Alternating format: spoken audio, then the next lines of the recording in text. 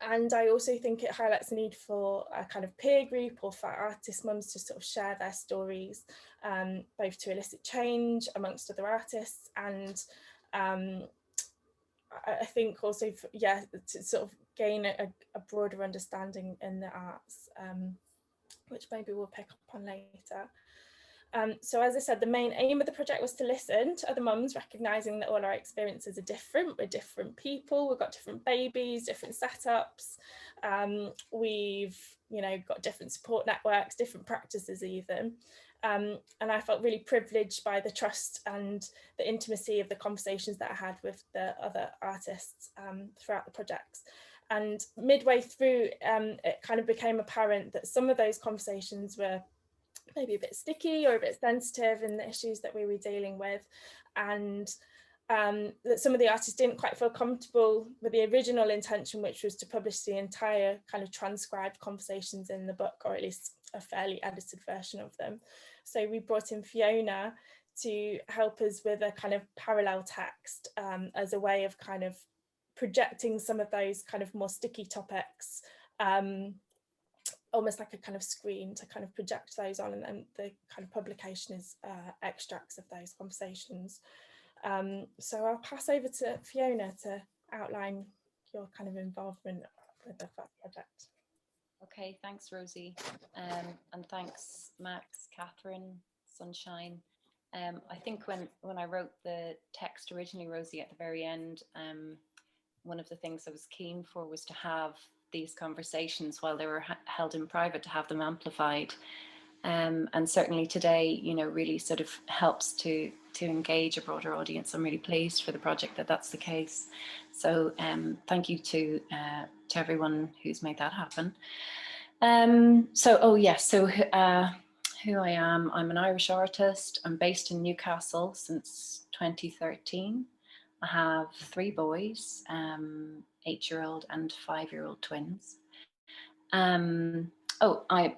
A description: I'm sitting in a room with a blue wall. I have brown hair, pale skin, and a black cardigan, and my pronouns are she, her.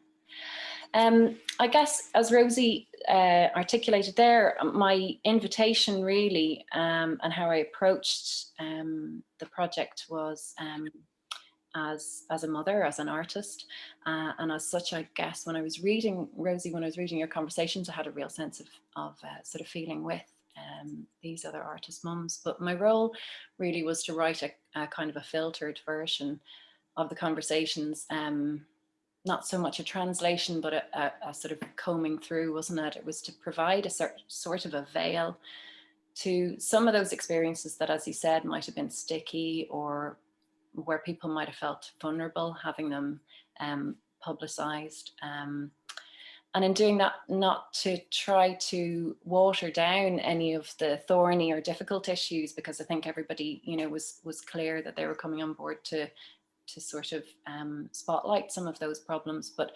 to find a means to kind of share them that felt safe for the people who'd had those conversations in private with you. Yeah, and the conversations, they really reflect, like you say, this sort of range of experiences of being an artist mum. And the obvious thing, the obvious sort of connecting point was this sense of, feeling a sense of a shift in your role or a shift in your identity. And that idea of trying to hold on to your practice, which you'd invested in over a number of years, while also kind of being sort of, having everything in your life changing fundamentally in terms of your sort of life circumstances, and being able to adapt to that. And I think one of the things I thought I would mention is that I chose the title, because somebody asked me about this recently. I chose the title for the text, Making a Basket, Holding a Cradle. I suppose I was reflecting on something that people said to me a lot, being a mum of twins. People would comment regularly and say, "Oh, you have your hands full there."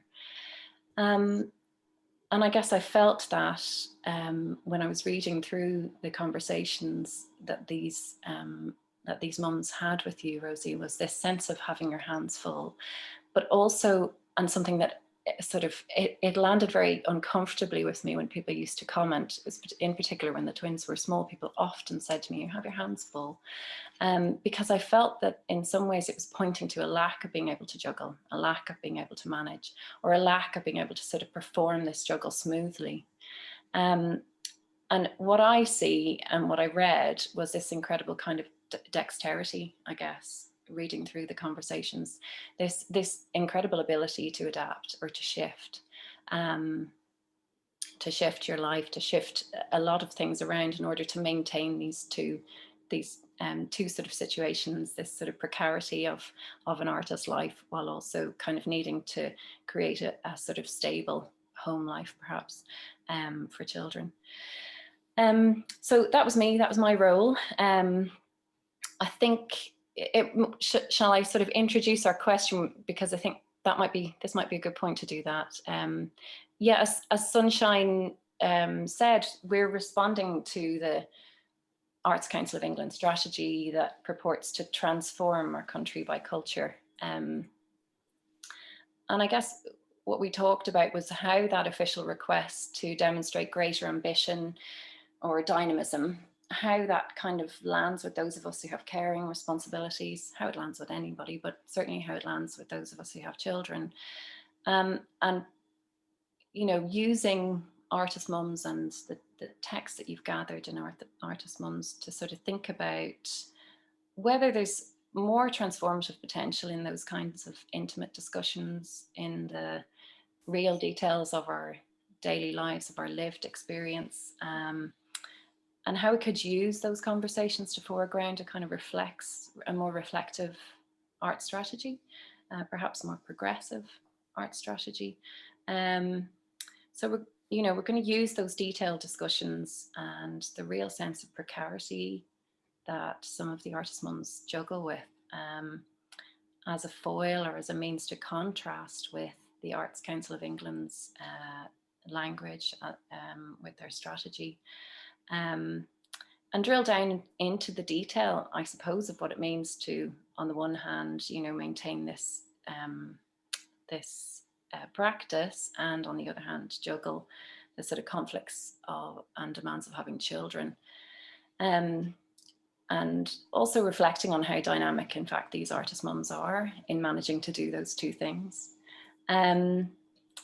We're hoping, I think, Rosie, to look at a number of things, a number of issues in that.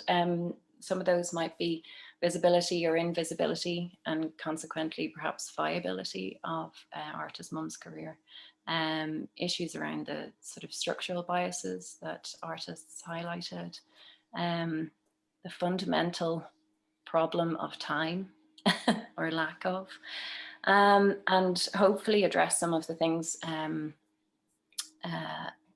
in terms of the sort of specifics of our current situation, the pandemic situation.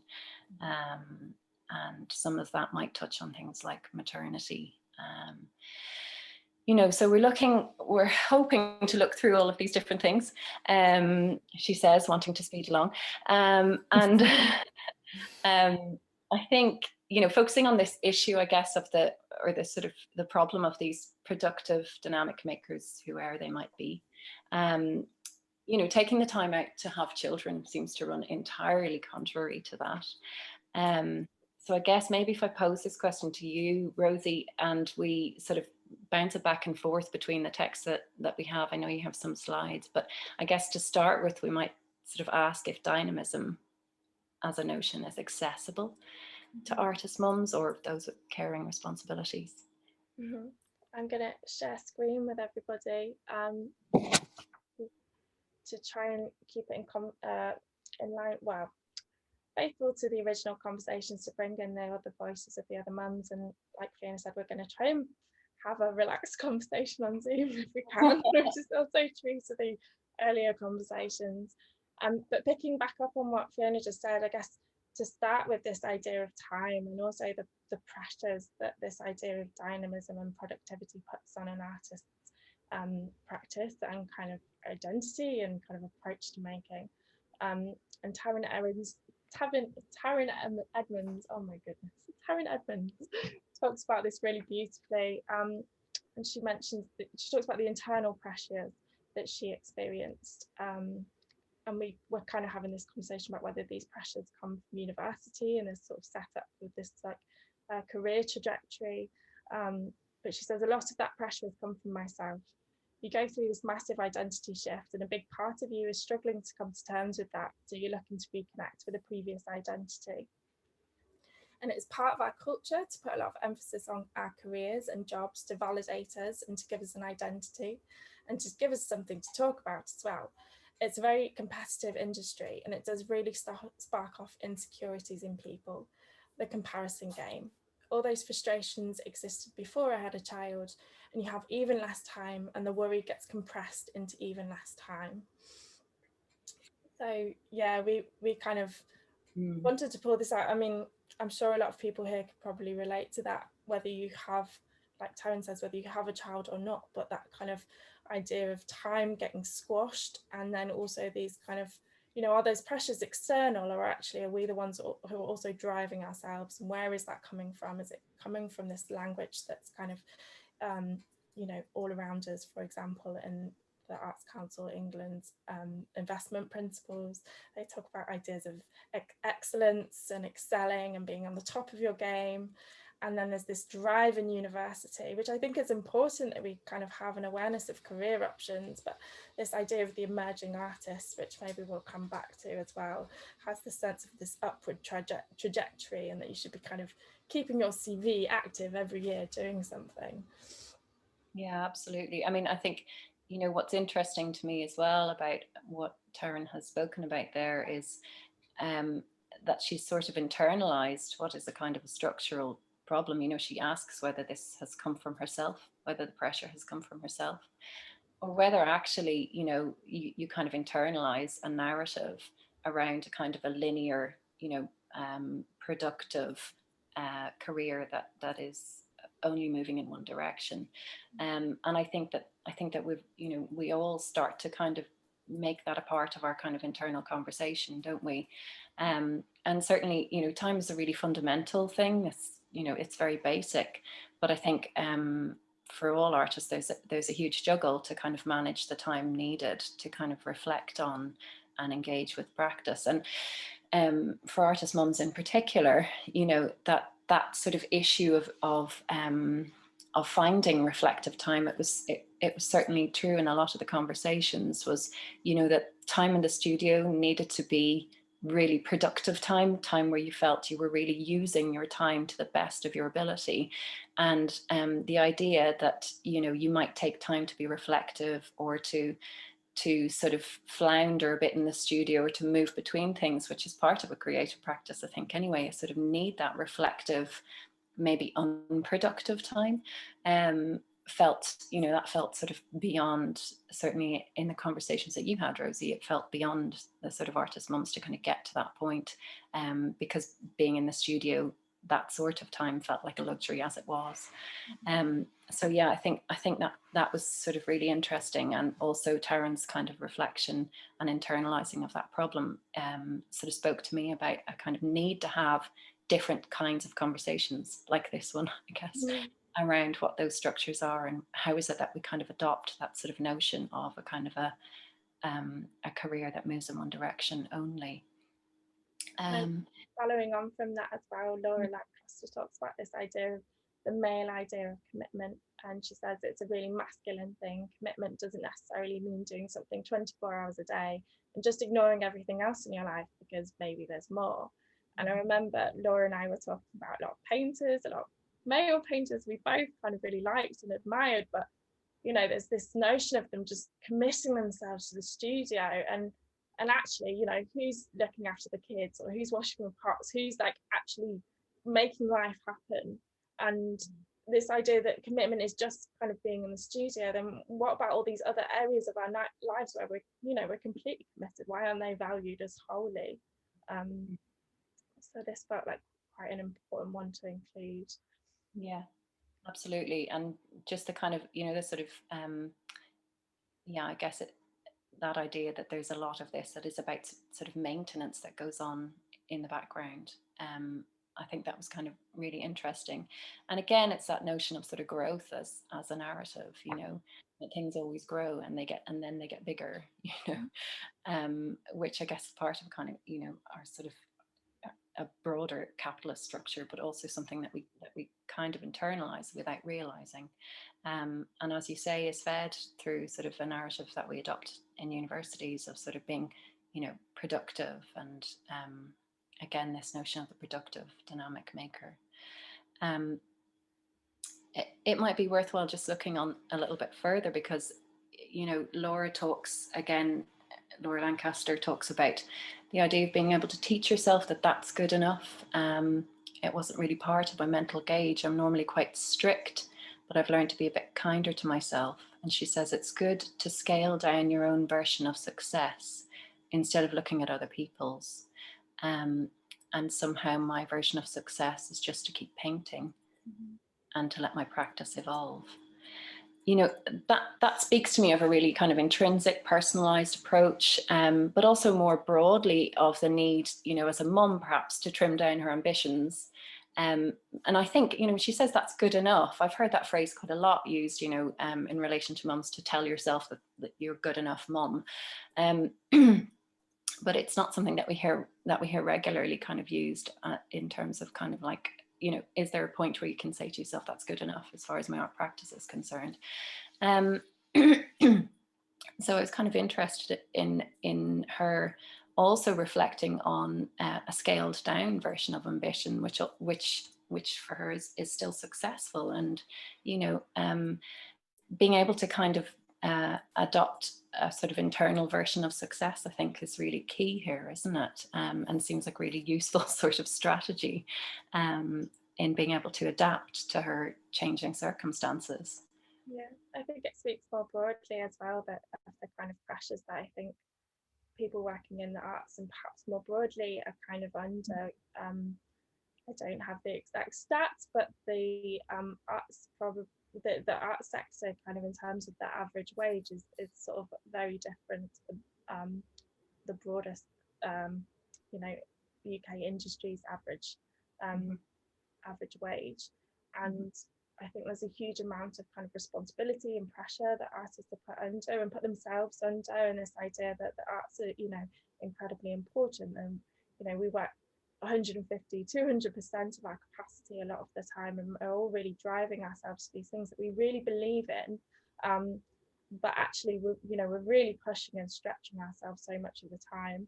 And it's also interesting. I mean, Laura's someone who's, you know, to me, got a very successful practice kind of outwardly. But how that feels again and internally, she's sort of feeling like she's actually having to sort of narrow down her field, or kind of unlearn and kind of rebuild her own version of success.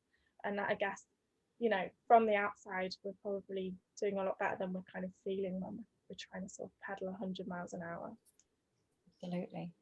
I mean, I think, you know, one of the things that we talked about, Rosie, you know, in relating to in relating to that, was that idea that, you know, in adapting, Laura says here, I had to learn to prioritize or I would burn out. You can wake up one morning and one of them can be ill, so you have to adapt in interesting ways and perhaps quite different ways than before. With children, you can't make up time, you need plenty of contingency to feel you've managed in both. And I guess one of the things we talked about, you know, was this notion of the sort of precarity and care, whether that's caring for yourself or maintaining, you know, yourself, or caring for children. But, you know, that notion that it impacts the choices that we make, the structures that are available to us in terms of kind of, you know, our working practices, kind of, you know, we're impacted by that sort of, I guess, lack of access to longevity in practice, or lack of access to support around things like childcare. And, you know, without those props, you know, we're sort of, you know, we're really sometimes really floundering to manage both, aren't we, in terms of managing the sort of work of being a mum and the work of sort of maintaining practices. And one of the things that we, you know, I think we talked about was while it's okay perhaps to make that choice, or is it okay to make that choice to continue with a precarious career?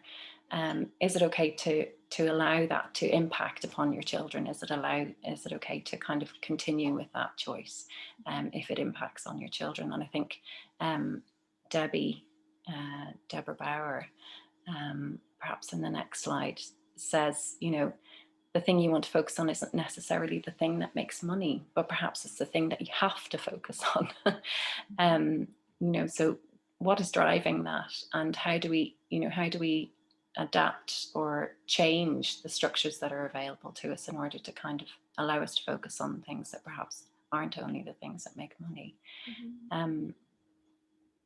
I think Catherine says a similar point, and also I think we were talking in relation to sort of social media and all the pressures that puts on us. But she says my time is so precious, it has to be focused on making work and a living. And again, it's that having to kind of reprioritize. Maybe it's not the thing that you want to be working on, but you have to kind of be focused on using your time to make work, because time is, again, so precious. And I think in all of this, pulling back in what Laura was saying about I had to prioritize or I'd burn out. Fiona and I were talking initially about, like before this discussion, in all of the Arts Council strategy and sort of their ideas. I mean, it's great, but it's all about kind of being there for the community, helping to shape and sort of nurture the community. And that's fantastic. But what about the artist? And the artist, kind of in the initial instinct, needs to be kind of nurtured and coming from a place of kind of their own mental health and well-being, kind of being grounded in a good place. Yeah, because I certainly respond to that notion in the strategy of the arts being, you know, sort of useful in terms of community health and well-being. But I guess, you know, one of the things you kind of wonder is, well, who's going to care for those producers? Who's going to care for those productive, dynamic makers? And certainly, you know, without being able to kind of support things like, like childcare, for example, you know, that's an access cost, isn't it? But, you know, it's when you take on yourself, I guess, without having those sorts of supports, it becomes, you know, accessing the studio becomes inaccessible. And, you know, I guess there are options, aren't there, to kind of to build a community as artists. There are options to work together in order to provide community childcare, I guess. But in order to do that, you need to have time. So it means quite, you know, it makes all of these things become a sort of mise on a beam, doesn't it? There's a box within a box within a box. And each one of those requiring support. I think that leads on well to what Rachel Clulow was saying. Very involved. She kind of goes on these huge kind of walks and takes notes every kind of minute about what she's seeing. And she talks about having got into a position where I feel comfortable spending a couple of months making 2 paintings or going on walks for a week and then coming home every night really tired. I think the guilt of being self-indulged would be too much. It's the first thing to go because all the other things seem functional. They all have an end product that has a gain of some sort, either household chores, which have that immediate done that, or feed the baby, change the baby, clothe the baby. There's a series of things that have to be done, and your work is probably the last on that list, which is heartbreaking. And I really felt it when Rich was describing this to me, but I guess we both kind of related to these feelings of sort of shame and self-indulgence, and also the your focus is shifted. You're kind of trying to kind of again juggle and be ambidextrous to all of these roles, and yeah, but within that, I think something that both Fiona and I want to really point to is that, you know, this is a huge list of very dynamic things that Rachel's managing to do at the same time, and yet are they not kind of valued in the same way potentially? How do you translate that value, I guess, as well? You know, how do you look at that value differently? And who cares for the carers? I think, you know, it's probably one of those things. I mean, you know, looking at Rachel's quote there, it does, that landed quite sort of close to home, or close to my heart when I saw that. You know, I thought, yeah, that is heartbreaking, but all of these things are immediate. All of these things need to be done, and perhaps the other doesn't. And I guess one of the things that you start to think about in terms of sort of it being viable to continue as an artist when you have all these, you know, sort of caring responsibilities, is, you know, it becomes sort of something that sort of you move further and further away from, doesn't it? Because the other boxes need ticked first.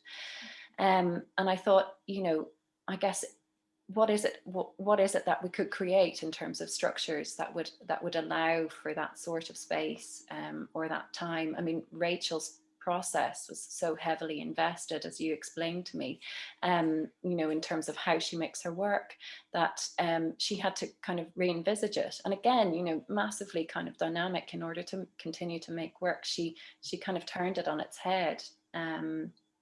She took a process whereby, you know, it meant kind of hours of walking and detailed notes, and she found a way of doing that digitally, you know. So what is it, you know, what is it that we can do, or how is it that we can attend to the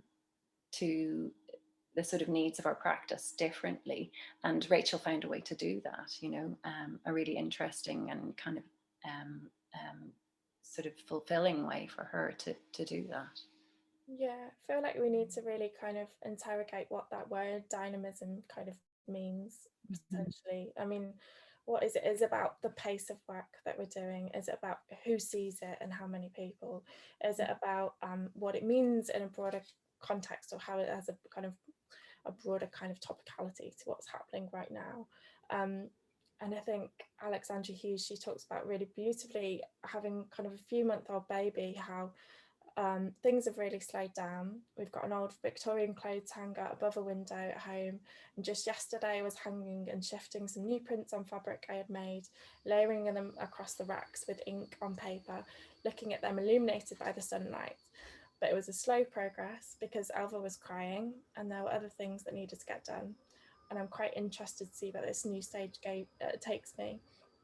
And Alex is really kind of really open to that process. And I think also, you know, I was kind of amazed at how she's able to kind of keep working with this young baby and just letting herself give into the slowness, I guess, in her particular instance.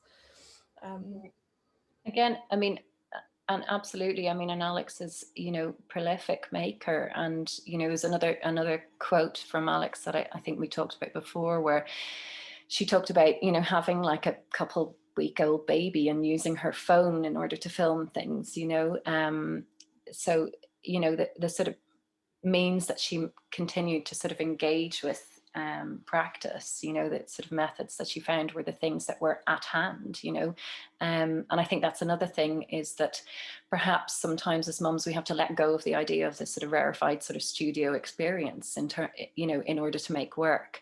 And I think that, you know, the mums who've adapted brilliantly are the ones who perhaps don't need the quiet time, you know, the ones who can kind of bring the kids with them, who can actually kind of, you know, find ways of working with and alongside children, which, you know, well, it's kind of amazing to me. But yeah, so Rachel Cleland says, I couldn't really do the long walks, so I decided to do them via car and take photographs and document the landscape as I went.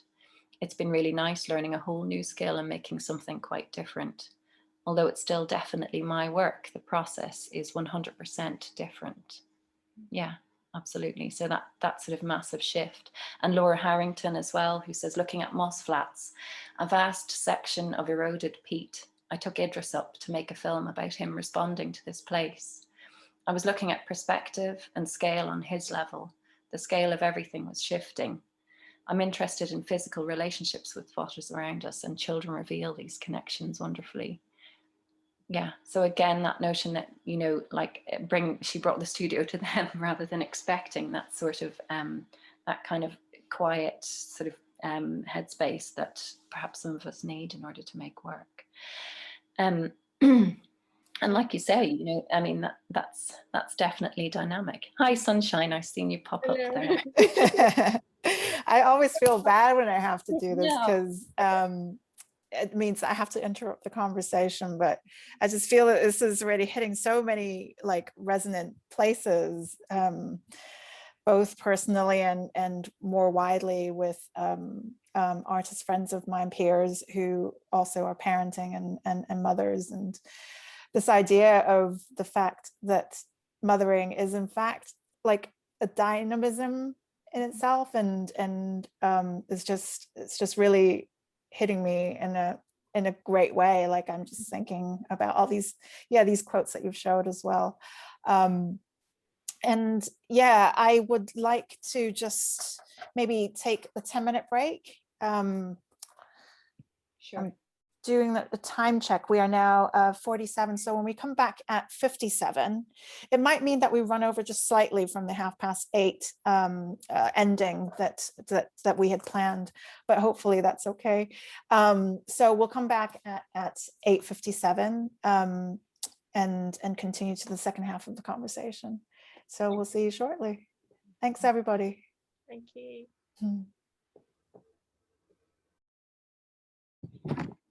Great. Hello, everyone. Back in the room again. Yeah, thanks for joining us for part 2 of the conversation. I was just looking at the chat and some of the comments and writing a few things down. And I was just really struck by what Leslie was saying about an art life. And I remember reading in the Artist Mom book, which I actually have a copy of here.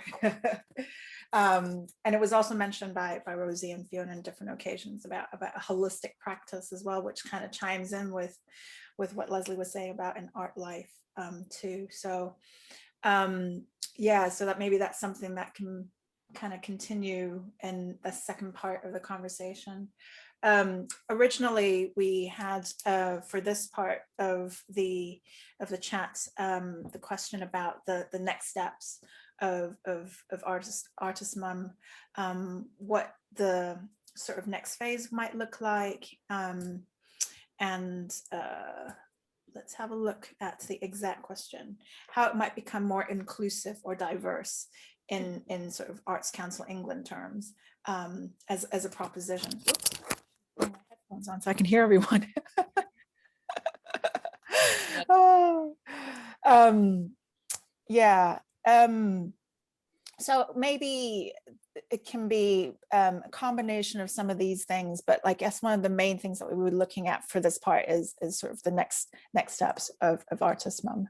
So again, I'm going to stop my video and hand it over to Rosie and Fiona. See you at the end. Thank you so much, Sunshine. Yeah, like sometimes we're gonna just quickly pick up on those last few points, drawing everything back together. And I'm going to share screens again in a minute, but I also just wanted to quickly say thank you to everyone for being here. There's probably no great time, but I've just kind of tried to go to the loo and had to tiptoe out because my son's refusing to go to bed. He should have been to bed half an hour ago. So I appreciate everyone at time, and it might not be ideal. Okay, back into the slide. I think what we talked about, Rosie, was that there was no ideal time. Right? Yeah, exactly. And It's something I wanted to pick up on, Rosie, that I think is really, really important in terms of being able to kind of make space for artist mums. And it's something that occurred to me as we were talking through Alex Hughes' slide in particular, because Alex was probably had the youngest baby at the time that you spoke to her. I'm not sure, but she certainly had her baby during sort of the early stages of the COVID crisis. And one of the things that I guess it never seemed, we were just talking about there never being a good time. It never seemed like there would be a good time or a break in my career where I could have children, and perhaps that is true for everybody in every walk of life. I'm not sure, I can't speak to that. But certainly, the issue of maternity, it becomes like this crazy anomaly, doesn't it? Like this anti-dynamic, like this point of pressing pause and stepping out of the world. And certainly, you know, when I had my first child, it certainly felt like that. It certainly felt like I was sort of stepping out of things. You know, and I guess, you know, it is this sort of, it does relate back to this idea of sort of health and well-being, or as Sunshine and Leslie mentioned, this notion of there being, you know, an approach to art and life. That it doesn't seem to me that there's anywhere within the Artists Council of England strategy document that reflects on where lived experience and this, you know, incredible productive dynamic makers are coming together. I don't see that neither for, you know, for dads nor mums. But it feels to me like if precarity is sort of at the center of artists' lives, and if we accept it to be at the center of artists' lives, are we kind of colluding with that? Are we agreeing that that's you know, that's how it is? But also, you know, does that mean that, you know, mums shouldn't be artists? Mums should just step out. They should realize that actually their caring responsibilities come first. And, you know, if that notion of maternity, because in my mind, maternity you should be allowed a pause. I appreciate that, you know, in other parts of the world, you know, maternity is seen as like, you know, a year where you can take time out, but there are equally parts of the world, supposedly progressive, where 6 weeks is seen to be, you know, taking a massive holiday. So I guess that was something that occurred to me, because I think, you know, I guess I'm asking lots of different things here, but one of the things I was sort of reflecting on, I think, was Alex Hughes's approach, and other artists who talked about this approach, which was much more to do with finding, with slowing down, with pressing pause, and with kind of addressing a shift change, or being able to address a shift change in their practice.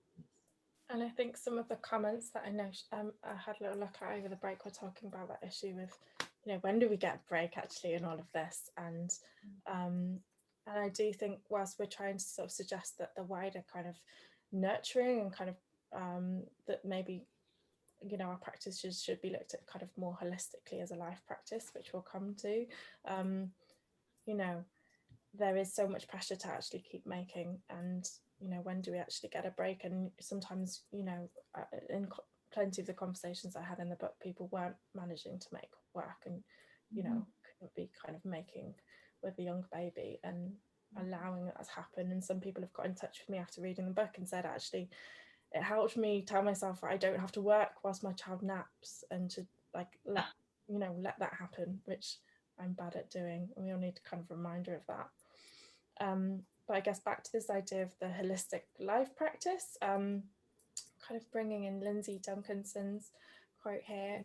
And Lindsay's someone whose practice fits through my eyes very fittingly with this. She says, we found a place to exist and be creative, which was at a nomadic village in Bulgaria, 2019. We found good kindred spirits who brought their kids and like minds in different cities. Lucas was 6 and started to make his own work there, enjoying playing with materials and having a nice time. We made a project knowing we could do it, and also enjoyed the space, and all three of us being creative. So Lindsay's someone who's kind of built a practice actually out of the family, and done several projects where her partner and her son kind of all work together, which I think is really fantastic. But like I said, I don't think it necessarily fits with everybody's practice, or whether you kind of want to shift it in that direction. But Lindsay's someone with an incredibly positive and beautiful outlook towards things. But I guess it was really interesting talking to Kate in particular in this book. She talked about kind of feeling like she was separating things off when she'd go into the studio and decide that she was going to make a film or do a drawing, and she felt like she was missing out. She says, I wanted to move beyond partitioning things off and making separate spaces the way I used to do it, because it started to feel like I was missing out and ignoring the truth of the world a little bit. Hopefully, yes.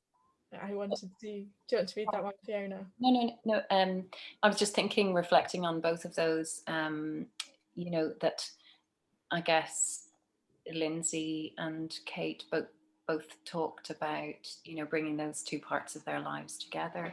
And I think, you know, being able to kind of find a way of sort of, you know, of kind of, I don't know, of weaving these two things together felt to me like the greatest creative act. I mean, you know, I just thought, I thought this was amazing, and also like a kind of way forward.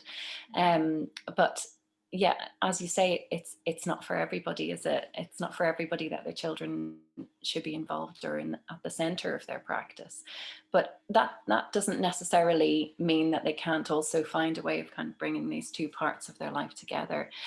In some ways, it made me think of, you know, how to have it all, or perhaps the absolute opposite, how not to have it all. Which might be something that we come to a little bit later. You know, that issue of this sort of, you know, them tying together this sort of problem of the kind of domestic sphere and the kind of that part of their practice that sort of I just thought it was brilliantly articulated here. She said, I wanted to develop a more general, holistic life practice. And I felt having other responsibilities would only deepen that.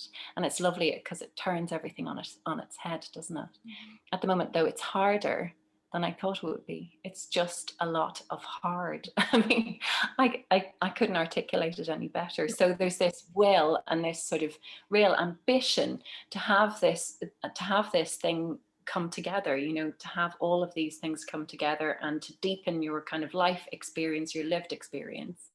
Mm-hmm. But it's just hard and things don't always go to plan.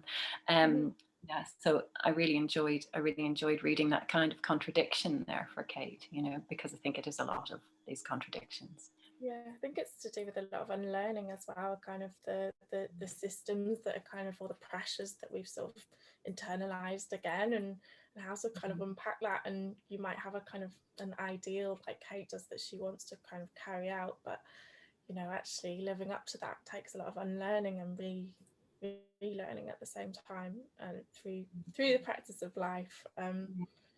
Yeah. All right. I think if we're just going to briefly touch on this idea of invisibility, which I think is really important, and partly the reason why I've deliberately included some of the work of the artists in these slides. Kate, Liston, we both had children at sort of similar ages when we had a talk and talked about you know, our preconceptions of what it would be like and what we thought we'd be able to do. And that as feminists, you know, we wanted to be openings and to be doing all of these things. And Kate sort of described, I'm aware of the invisibility you can feel. I've barely been out past 7 p.m. After an exhibition opening, I remember thinking, he's normally in bed by now. Why would I ever sacrifice that evening and make his bedtime worse? She could absolutely relate to right now. Leo's not having it. And it's incredibly stressful, also like the choice between the two. Actually, you know, you've got this baby and you want to spend time with them. That's kind of what I would much rather be doing. But then the kind of you know, the aftershock of that, the after effects is that you're not necessarily visible in a place where a lot of kind of connections and exhibiting opportunities come out of. Yeah, and you know, we talked about that idea, didn't we, that, you know, if you can't maintain visibility, then you can't maintain connections with peers, and you can't maintain, in fact, those sort of links that allow you to kind of to keep your career viable. And you know, structurally it's an impossibility. You know, we're having this talk right now and saying that it's really difficult to get to, you know, to get to openings at 6 and 7 o'clock. Surely it is. And also, you know, kids aren't kind of mute. They don't just come with you and do what you tell them to do. You know, they come and they break things and they fall over and they cry and they don't want to be there, you know. And so, you know, I think a lot of what I guess I related to in Kate's sort of discussion here was just some of those real sort of practical things that which are sort of structures in place that we kind of accept, don't they? But we don't really realize how much they're kind of closing the door on the sort of longevity of practice, actually. You know, and keeping a practice, connected, a practice that feels sort of alive or vital. You know, I guess having children is like this rupture, isn't it? That sort of, it makes you kind of rethink all of those things, and suddenly you're seeing this kind of social circle that you used to be able to access as being quite beyond you. Where Kate says it made her remember back to times when I pre-baby had said something like, you can do it all, don't let society tell you can't come out, and asking a friend, can't you just pump and dump? And you know, I think yeah, surely that, you know, perhaps we all had those moments pre having children, thinking that, you know, that this would be something that would be able to, you can have it all, you can do these things, because also we've adopted that kind of narrative from a sort of, you know, our sense of like being, you know, being equals, being, you know, we've adopted that from our kind of, you know, what we've learned from feminism.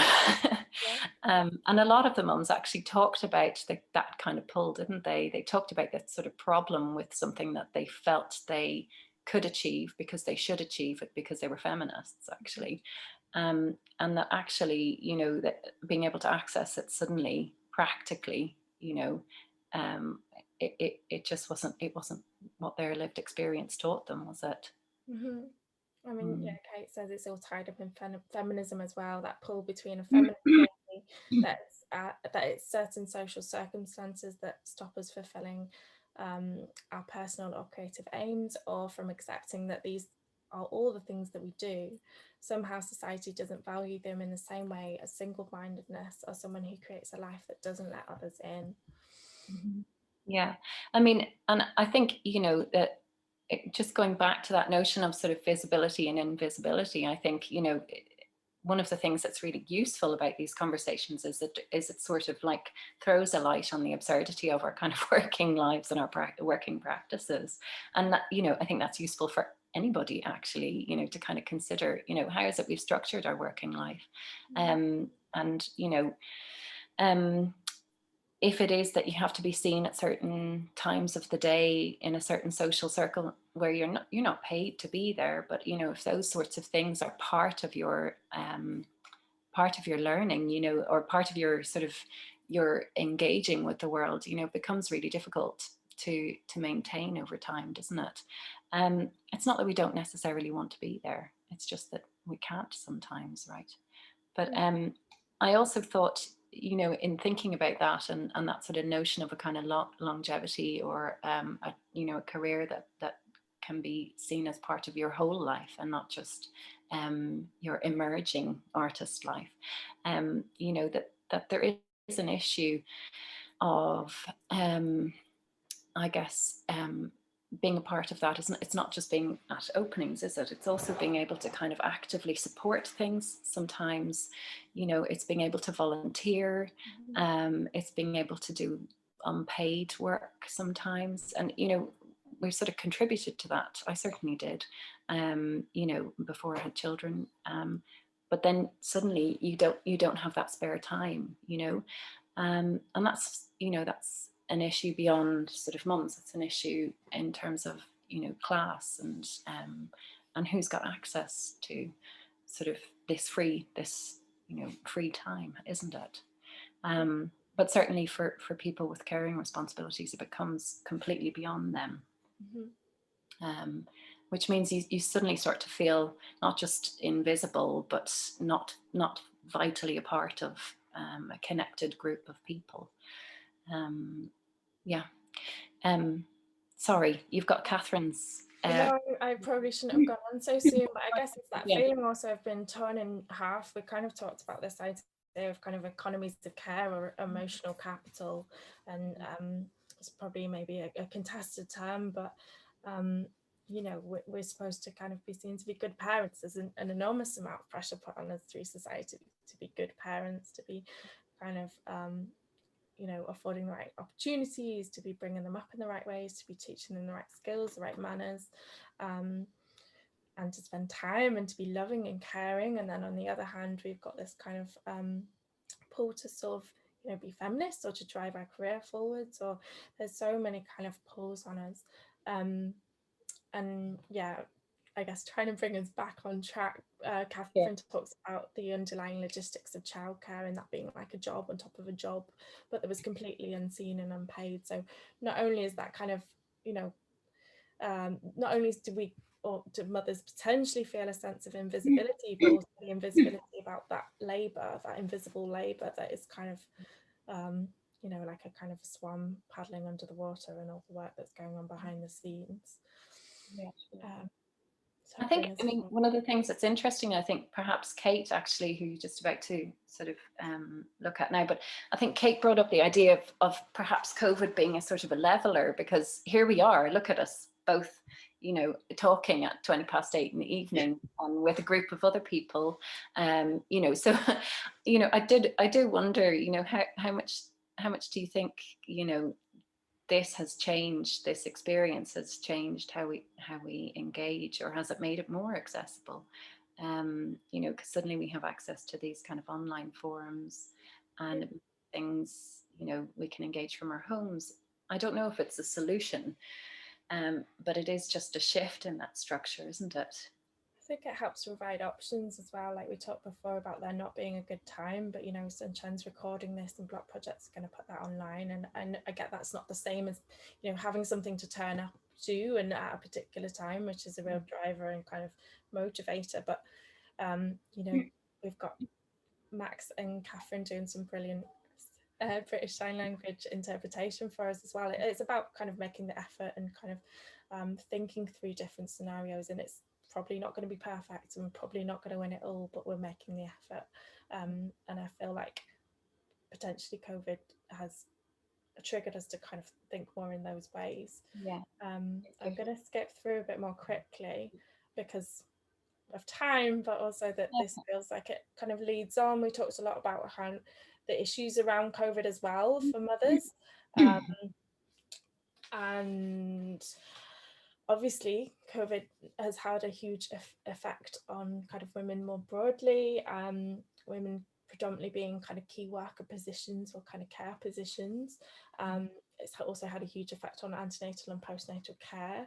I think a third of working mothers in the UK have lost work due to the lack of childcare, and that's increased to 44% amongst BAME people.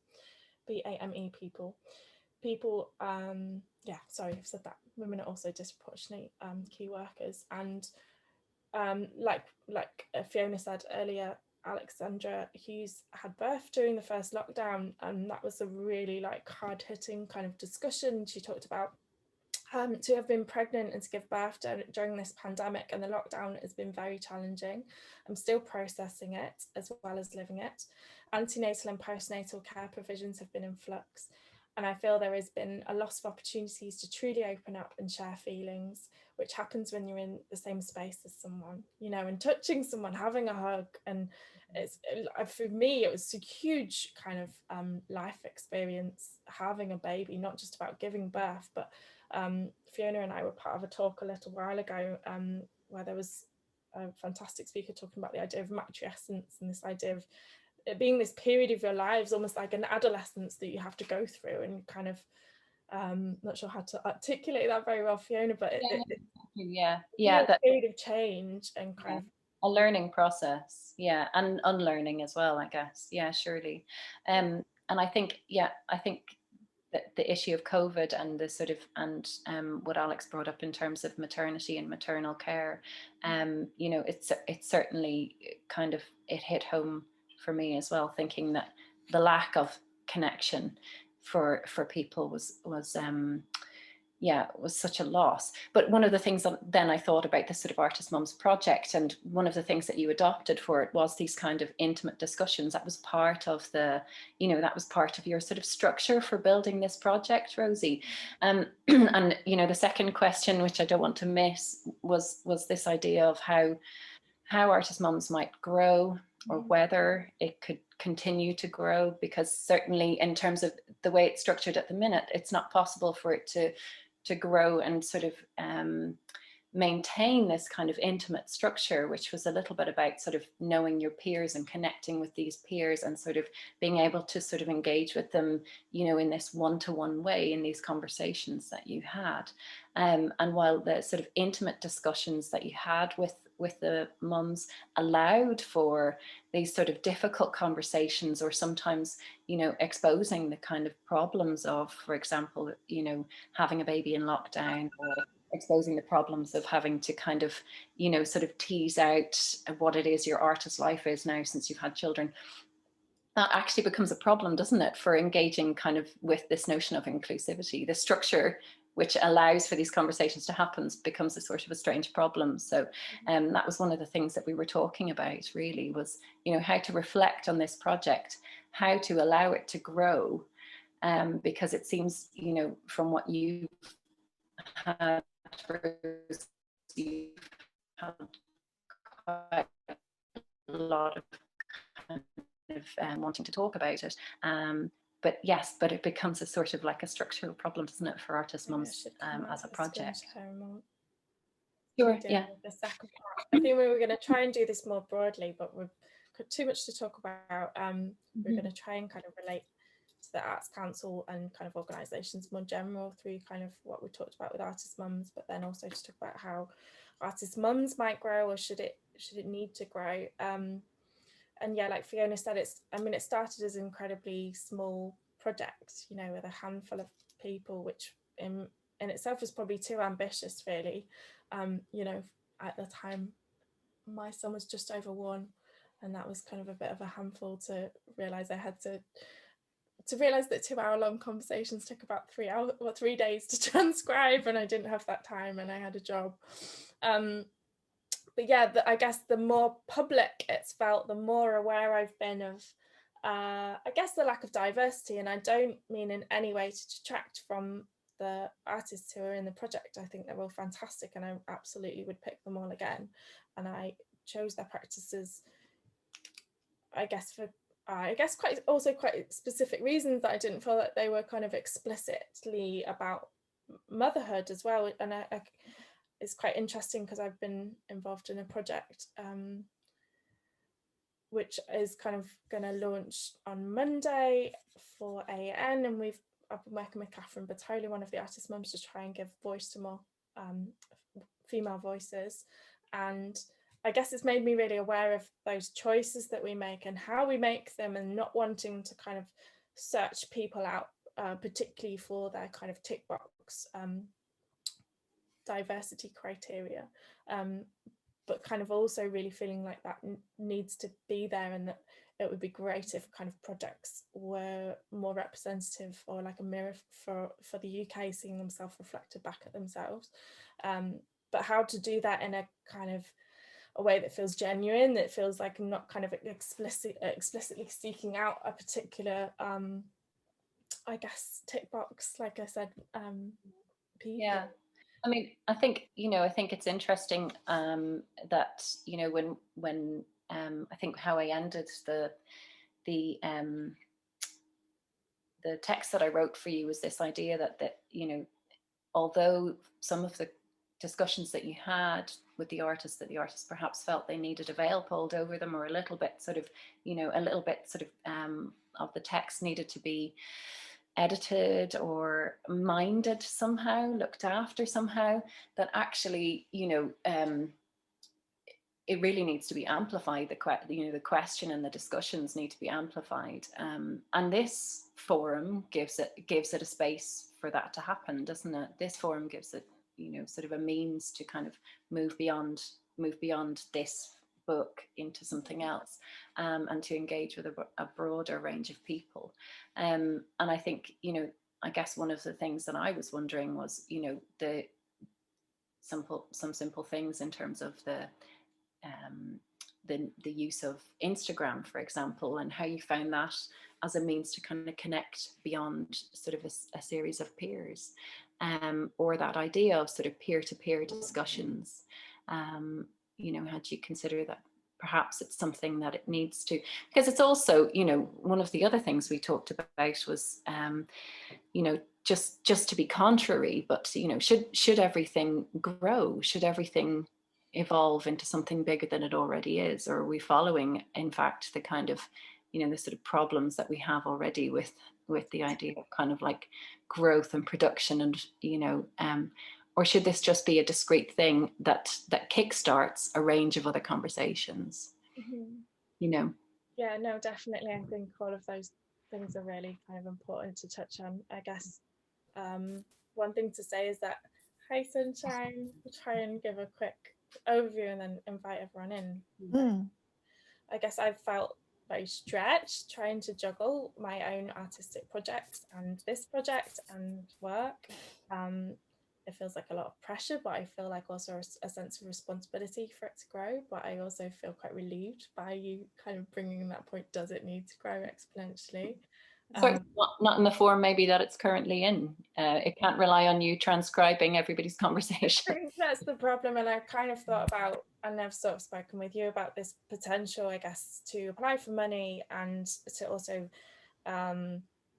value the artist's time who are being interviewed, and for that to almost be like a web or a kind of network where other artists can go out and have conversations and be paid to transcribe them properly, and for those to, I don't know, either be sort of shared through Instagram, which is quite a quick way to take in information, obviously has its issues as well, or through a kind of website, and that hopefully will then start to kind of mirror society a little bit more fairly or equally.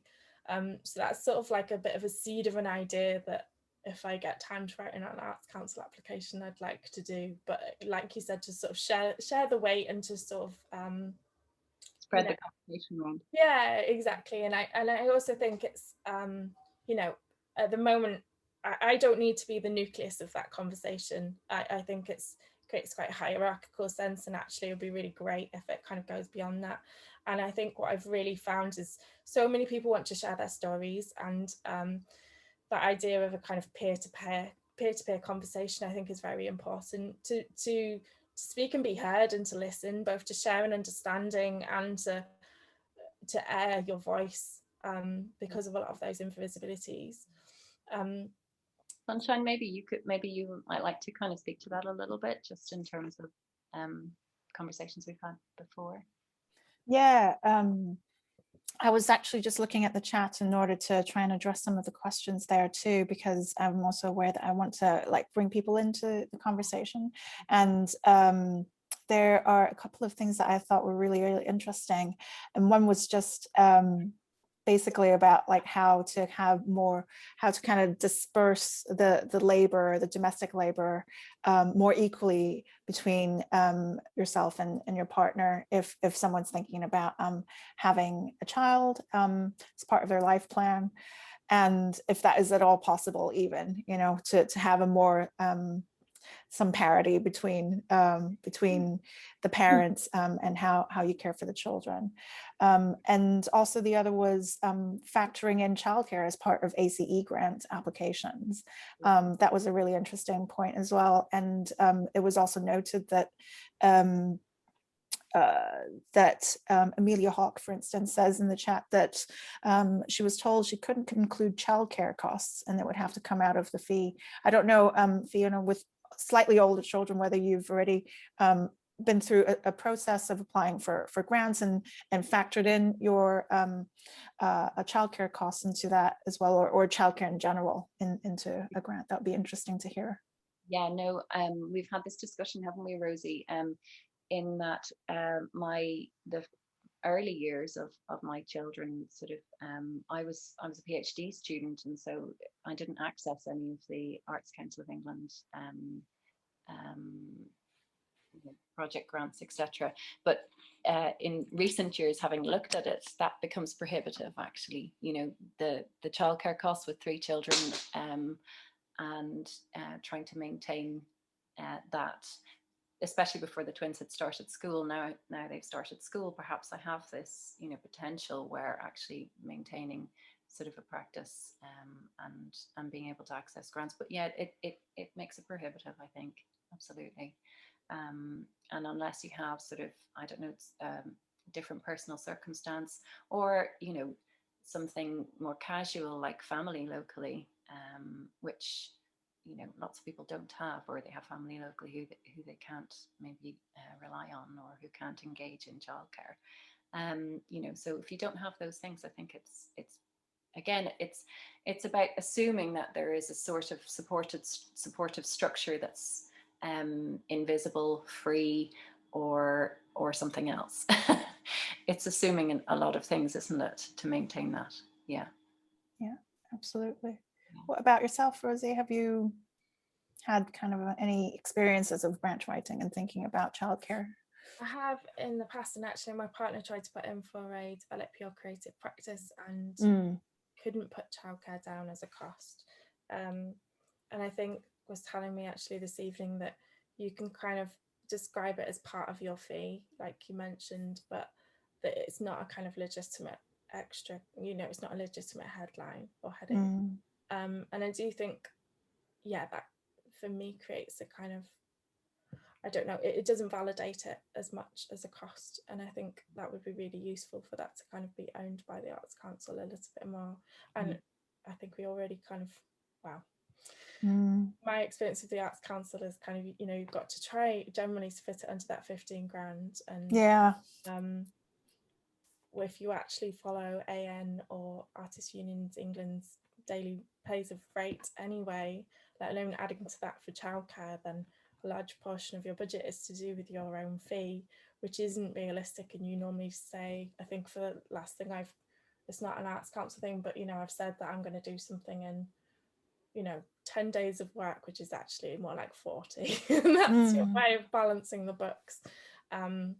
So maybe there's a broader issue there in terms of kind of how we can kind of value our time and our pay and actually fairly, rather than feeling like we need to apologize for it somehow or hide it away. Yeah, I think there's also the pressure that you want to present a grant that is good value for money, because that's always like reiterated, at least to arts organizations, you know. And I'm sure when you go seek advice as even just individual practitioners writing project grants, it'll be a similar thing, that you want this to be like, wow, this is great, you know, we can get so much out of this tiny grant. And which again says a lot about the frameworks we have to work under and the structural things that again Fiona mentioned earlier about this internalizing of these structures in some ways. And the fact that I never even considered that as part of a grant application personally, or as part of an institution, never mind an institution really, but you know, just goes to show how far it seeps in, I think, as well. And a question that Jenny McNamara also posed was how, yeah, that one, it's the same one I kind of tried to rephrase earlier about the parity of childcare responsibilities between the two parents. Perhaps if you're able or willing, would you be able to share how maybe like a typical day looks like for you in terms of childcare? Yeah, so I mean, I guess everything is not typical at the minute, right? No. Perhaps I'll compare it, you know, but prior to the pandemic, the way our day runs is that my partner is the main earner, so I do the majority of the childcare. In order for us, you know, he's also an artist, so he appreciates that time, you know, time needs to be spent in the studio, so we sort of divvy up our weekends. But what we found in doing that was that, you know, divvy up our weekends in order to make work or to engage with sort of projects. But what we found then was that we didn't have a family life, so there's always something that's going to give, and that was really tricky. But since finishing my PhD, I don't maintain a studio. That's sort of beyond me in terms of time and access and those sorts of things. So I found myself working at home, which I didn't really have a problem with, I'll be perfectly honest, because I think, you know, I work in a way that sort of managing sort of to work on a scale at home was sort of suitable. But yeah, I think in the early days when I had one child, we managed much more sort of equal kind of care arrangements, I would say, and equal access to our studios. But having 3 kids turned that on its head. Yeah, so having the twins changed that a lot.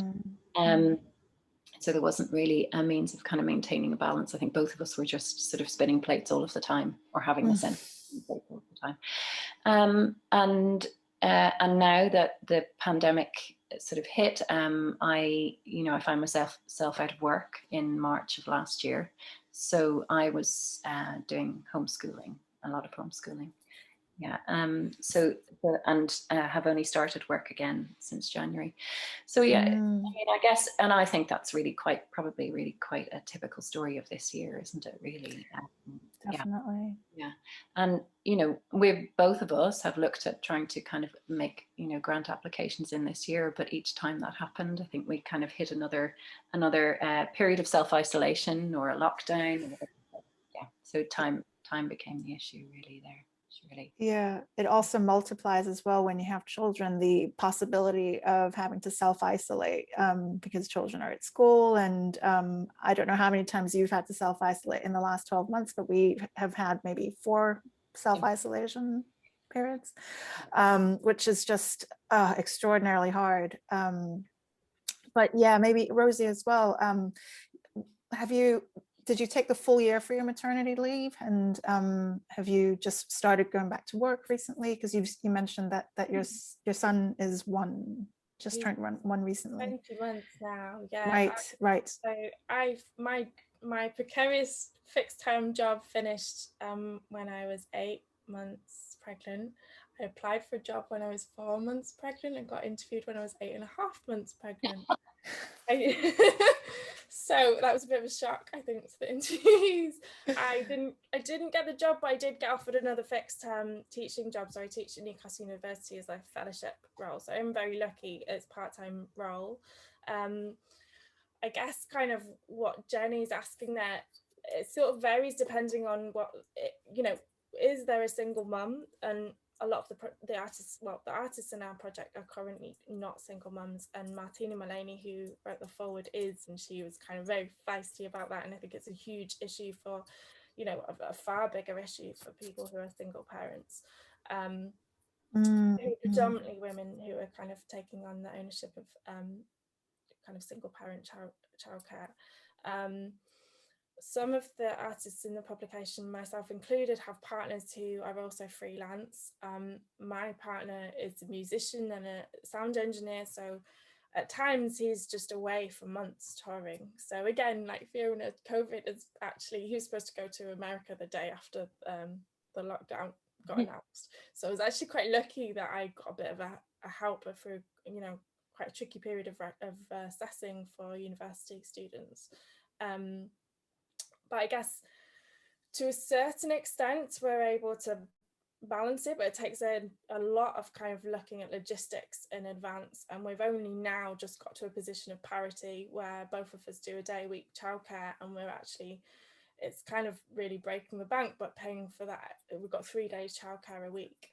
And then it's kind of knowing, oh gosh, it's this time, I have to go and pick my kid up now, no matter what it is, I'm off, because my childminder is amazing, but she'll absolutely have you if you're late. So it's kind of working your day around that, and really having to look into the far distant future to work that out between us, because my partner's calendar is kind of booked up months in advance. So I feel like I'm on the back foot, where if someone asks me to do something the week before at work, I'm kind of like, well, no, you needed to give me way more notice than that. I don't, I can't work that quickly. These are the days that I work, and otherwise you've got to ask me a hell of a lot more in advance than that. If that helps with that question. Yeah, definitely. I think we're also getting a sense of how different the textures and these relationships and cooperating parenting can look like. Similarly, I have my partner works freelance and is working from home like myself at the moment. So we are luckily able to kind of tag team it, basically. Yeah. And much like Fiona was saying, like if we want to just work on stuff of our own things, then it's basically the weekend. We just carve out a few hours. I'll be like, okay, I'll take Ivor out for 3 hours, and then he'll do whatever it is he needs to, and vice versa. And so, but yeah, it does cut down on the family time, but it feels like in some way we have lots of family time now, like just in the in-between moments of Ivor being able to just go up to, say hi to dad, like in the middle of the day, interrupting Zoom meetings, you know, or my Zoom meetings and things like that. So it has felt a bit strange, but that family sort of like that sense of that this unit has been really tight as well. So I hope that answers your question a little bit, Jenny, in terms of what that might look like. So I'm also aware that we're 10 minutes over time now, and I want to be able to give our signers as well as our speakers the rest of the evening to rest, since we also talked about rest in the chat as being a very important part. So I just want to thank everyone for joining, for taking part so actively and thoughtfully in the chat. I already put in the Google Forms thing in there. If you have any feedback, I'm going to just put it in there again. For us, we absolutely read everything, and the way Harshlight is now is very much thanks to the input that people give us. So anything you say would be super helpful. Yeah, so I think that is it. Thank you again to Rosie, to Fiona for your thoughts, your just amazing ideas and bringing this conversation together. And to our two BSL interpreters, Max and Catherine as well. If Catherine can turn on the video, then we can wave as well. So if everybody, the speakers and the BSL interpreters can stick around for 10 minutes, just to make sure, I just want to check in with you and see how you are. That'd be fantastic. Hopefully it will take less than 10 minutes. But for everyone else, thank you for coming, and I hope you have a good evening, and we'll see you soon. Bye, Leslie. Bye, Leslie. Thank you. Bye. Thanks for having us, Sunshine. Yeah, thank you. Oh, no worries. Thank you so much. Bye, everyone. I'm just saying bye to the people in the chat.